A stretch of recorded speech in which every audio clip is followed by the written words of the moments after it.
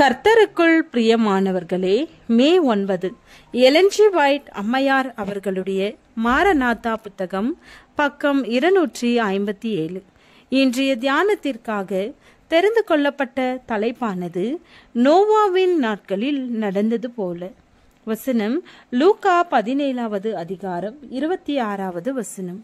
நோவாவின் நாட்களில் நடந்தது போல மனுஷகுமாரனுடைய நாட்களிலும் நடக்கும். நமது உலகிலே காரியங்கள் ஒரு பயங்கரமான நிலையில் காணப்படுகின்றன என்பது எனக்கு காட்டப்பட்டது. இரக்கத்தின் தூதன் தனது சேட்டைகளை மடக்கிக் கொண்டு புறப்பட்டு செல்வதற்கு ஆயத்தமாகிறான். தேவனுடைய பிரமாணம் பயனற்ற நிலைக்கு தள்ளப்பட்டுவிட்டது.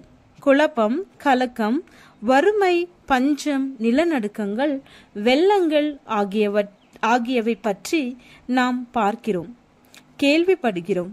மனிதர் பயங்கரமான அட்டூழியங்களை நடப்பிப்பார்கள். பகுத்தறிவு அல்ல, இச்சையே ஆதிக்கம் செலுத்தும். சோதேம் குமாராவின் குடிகளை போன்று துரிதமாக மக்கள் கேடடைந்து வருவதால் தேவனுடைய உக்கிரகோபம் பூமியின் மீது படுகின்றது. ஏழைகளை ஒடுக்கி தன்னலத்தோடு குவிக்கப்பட்ட சொத்துக்களும் மற்றும் ஆயிரக்கணக்கான உயிர்களும் நெருப்பினாலும் வெள்ளத்தினாலும் அழிந்து கொண்டிருக்கின்றன. ஆண்டவர் சீக்கிரத்தில் தமது பணியை குறைத்து அதை முடித்துவிட்டு பாவத்திற்கு முடிவு கட்டப் போகிறார்.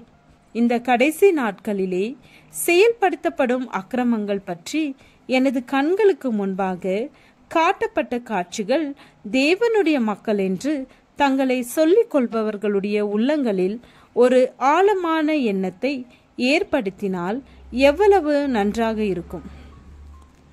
நோவாவின் நாட்களில் எப்படி இருந்ததோ அப்படியே மனுஷகுமாரன் வெளிப்படும் நாளிலும் இருக்கும். ஆண்டவர் பூமியிலே தாம் போட்டிருந்த தடை வரம்புகளை அகற்றி கொண்டிருக்கிறார். வெகு சீக்கிரத்தில் மரணமும் அழிவும் குற்றங்கள் பெருகுதலும் கொடுமையும் ஏழைகளுக்கு எதிராக தங்களை உயர்த்தி கொண்ட செல்வந்தர்களுக்கு விரோதமாக தீமை செயலாற்றுதலும் நடைபெறும். தேவனுடைய பாதுகாப்பற்றவர்கள் எந்த இடத்திலும் எந்த நிலையிலும் பாதுகாப்பை காண முடியாது. காயப்படுத்தவும் கொலை செய்யவும் தக்கதாக மிகவும் சக்தி வாய்ந்த கருவிகளை தங்களது புதிய கண்டுபிடிப்பின் வல்லமையில் பயன்படுத்துவதற்காக மானிடர்களுக்கு பயிற்சி அளிக்கப்பட்டு கொண்டிருக்கிறது. என்னுடைய சகோதர சகோதரிகளே, உங்களுக்கு நான் ஒரு வேண்டுகோள் விடுக்கிறேன். அநேகருடைய ஜீவியங்கள் இன்பத்தில் இழைந்து நாகரிகத்தில் தோய்ந்து போயிருக்கின்றது. தாங்கள் கிறிஸ்தவர்கள் என்று தங்களை அவர்கள் நினைத்து கொண்டிருக்கிறார்கள்.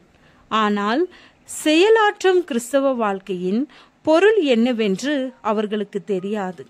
ஒரு கிறிஸ்துவை போன்று இருக்க வேண்டும் என்பதே அதன் பொருள். அவரோடு இசைந்து வாழ்வதின் மூலம் அவருடன் ஒத்துழைக்க வேண்டும். விக்கிரகத்தின் வடிவத்தை எடுத்துக்கொள்ளும் அனைத்தையும் ஆத்மா ஆலயத்தினின்று வெளியேற்ற வேண்டும். இப்பொழுது தேவனுடைய நேரம் அவருடைய நேரம் உங்களுடைய நேரம் ஆகும். விசுவாசத்தின் நல்ல போராட்டத்தை போராடுங்கள். அவிசுவாசத்தை பற்றி நினைக்கவும் பேசவும் வேண்டாம். இந்த உலகம் கடைசி எச்சரிப்பின் தூதை கேட்க வேண்டும். ஜெபம். பிதாவே, கிறிஸ்துவின் பொறுமையை எங்கள் வாழ்வில் வெளிப்படுத்த எங்களுக்கு உதவி அருளும். ஆமேன்.